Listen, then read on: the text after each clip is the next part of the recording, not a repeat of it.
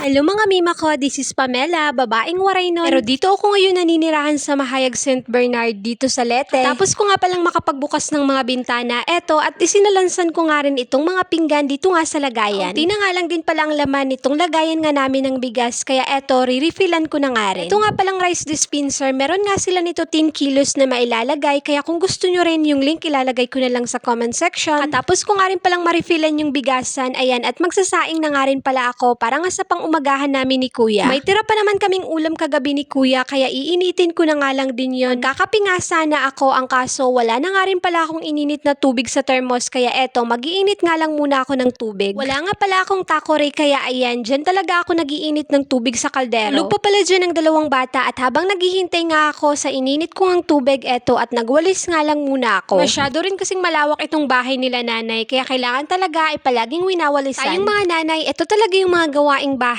na paulit-ulit nating ginagawa at araw-araw. Maliban talaga sa pag-aalaga sa ating mga anak, syempre ang mga gawaing bahay katulad ng paglilinis, paglalaba, isa na nga rin doon ang pag-aasikaso at magluto nga ng pagkain. At alam ko, lahat naman tayong mga nanay, isa na rin to sa nagpapasaya sa atin na tayo talaga ang nagsisilbi at hindi rin natin inaasa sa ibang tao. Alam nyo, kahit nakikitira lang kami dito sa bahay nila nanay, pero kami lang din naman, feeling ko nakabukod na nga rin kami. Isa rin talaga sa palagi kong panalangin sa Diyos na sana dumating ang araw na magkaroon na nga rin kami ng sariling bahay na matatawag nga na amin talaga. Iba rin kasi ang feeling kapag may sarili talagang bahay. Tamang-tama nga rin katapos kong makapagwales, eto, at kumulo na nga rin itong pinainit ko ngang tubig. Kaya ayan, nagtimpla na nga rin pala ako dyan ng kape. Inilip ko nga rin ng dalawang bata kung gising na, ang kaso masarap pa nga ang kanilang tulog. At ayan, lumabas nga lang muna ako para dito nga ako magkape. Para nga kahit papaano ay magkaroon nga rin tayo ng me time at makapagmuni-muni. Char!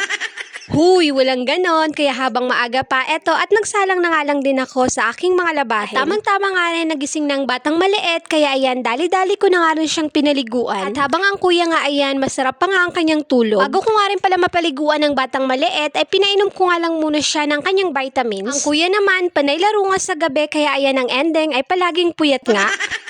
Nang kinatanghalian naman eto, at nagluto nga rin pala ako para nga sa uulamin namin. For today's ulam nga namin eto, at magluluto nga lang pala ako ng adobo. Iginisa ko nga lang pala dyan ng karning baboy, at nang lumabas na nga rin ng mantika, iginisa ko na rin ng sibuyas at bawang. At na nga rin pala ako dyan ng mga pampalasa katulad ng toyo at suka, tapos naglagay rin ng kaunting tubig. Naglagay na nga rin pala ako dyan ng asukal, dahon ng laurel at saka paminta. Ito talaga yung ulam na napakadali lang lutuin, napakasarap at mapapadami talaga ang kain mo. Inaluhalo ko nga lang yan dyan mga mema ko para manuot nga yung lasa. At makalipas nga rin ng ilang minuto, ayan, at naluto na nga rin itong aming ulam ni Kuya. O siya mga mima ko, kain po tayo. At ayun lang naman ang kaganapan namin ngayong araw, simpleng buhay at simpleng mini vlog. But anyways, ayun lang po muna. See you in my next vlog.